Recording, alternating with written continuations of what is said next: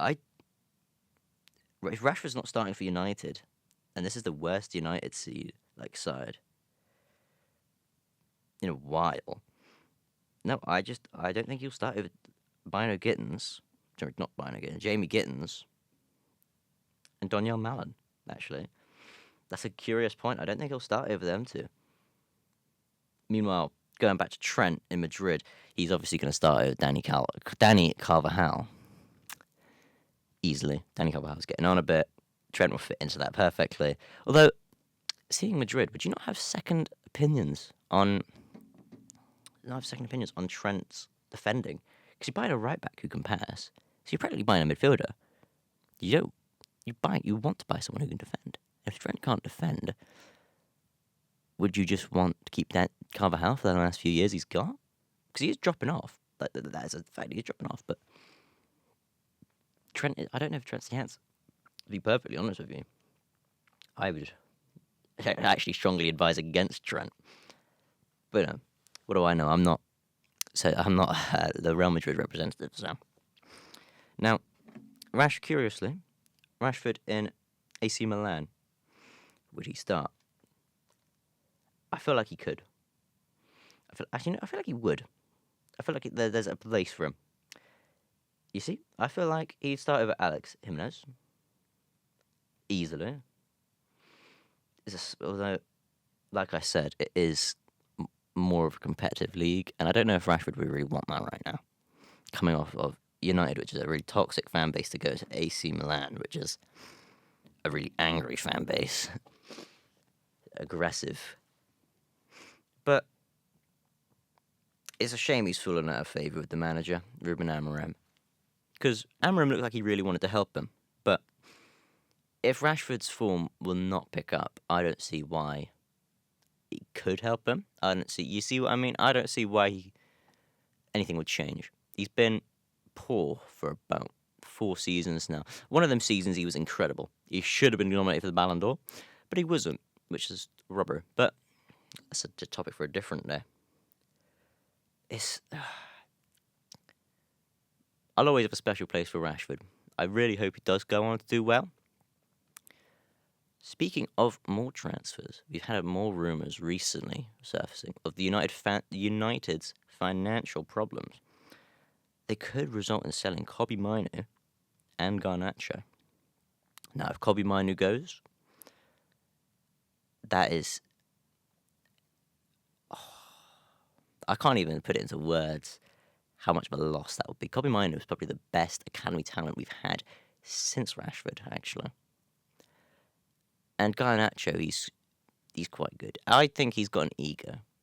I feel like he should be humbled at some point, but I think he's quite good. But Kobbie Mainoo, oh my God, Stockport Seedorf right there. If he goes to Chelsea, which is not looking like he will leave, but that is the current rumour right now that Chelsea would want Kobbie Mainoo, but they don't need him. Chelsea do. If you look at Chelsea's midfielders, they actually do not need Kobbie Mainoo.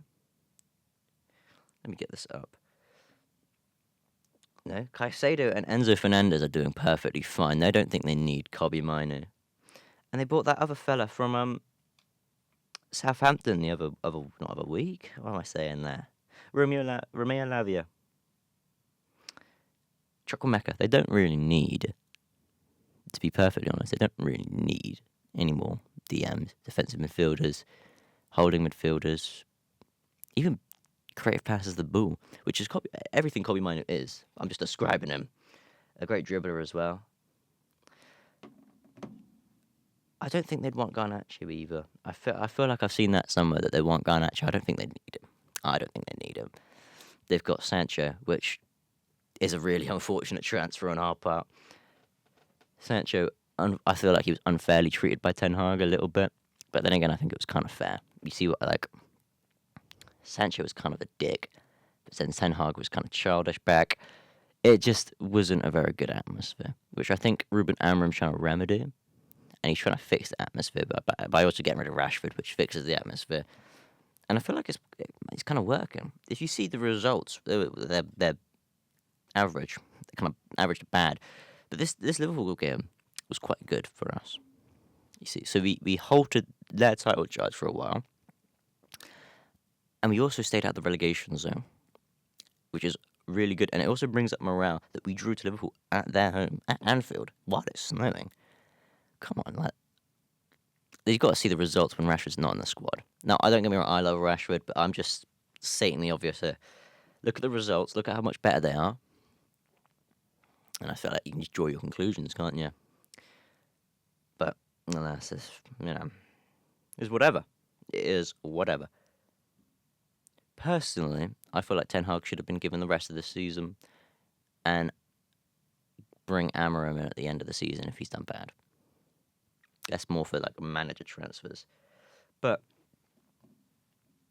we can't obviously do that. United gave Amorim the decision that you had to leave Sporting on that day. And if you didn't, then there's no going back. You'd get Ruben Nistelrooy for the rest of the manager. But yeah, what can you do? What can you do? There's another transfer rumor that I can get up here. Someone leaving. Rumors of on the opposite side of the game, Salah and Van Dijk look to be having their contracts extended. Now, this is great for Liverpool fans. This is shitty for every normal person out there that Van Dijk and Mohamed Salah are staying. But, again, what can you do? Personally, I feel like Salah should go to Saudi Arabia. Liverpool should get that Saudi bag. And I feel like they should buy Omar Marmoush from Frankfurt. Now, I might be saying that because he's also Egyptian, but he fits Salah's bill quite well. And you'd be robbing off of City and Arsenal because they're both interested in Marmoush. That's just my stick of it. But, yeah, I'm not the director of football there.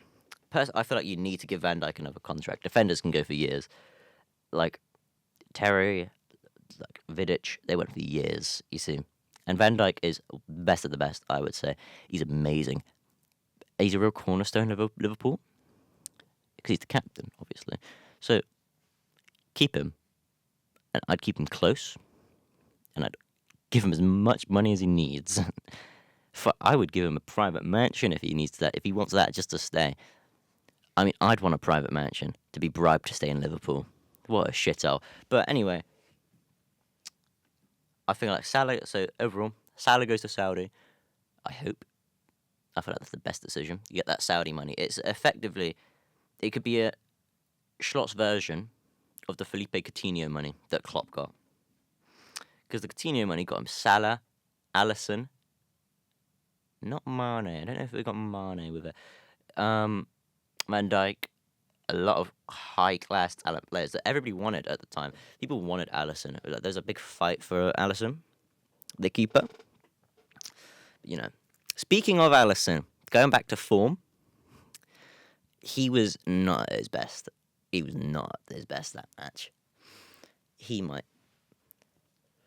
I feel like people are favouring Kelleher more than Van Dijk Not Van Dijk, sorry. Rewind. I feel like people are favouring Kelleher recently more than Alisson, which is kind of strange because Kelleher is the second choice keeper. But I personally think he's amazing. I think Kelleher could start for like a Brentford or a Fulham, or even like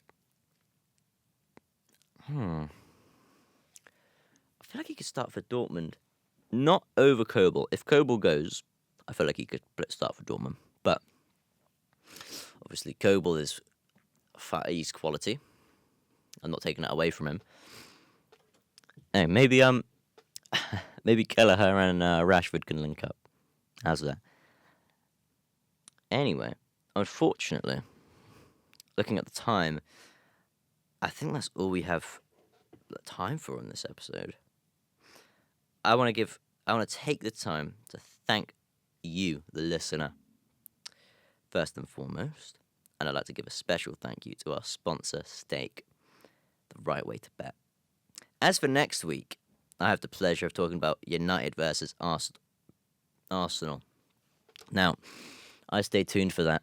I would most likely That'd be a great match. Would it be better than a Liverpool United match? Depends on the result. I'm a biased man. But with all that being said, stay tuned for next week. Thank you all for listening. And farewell. Goodbye.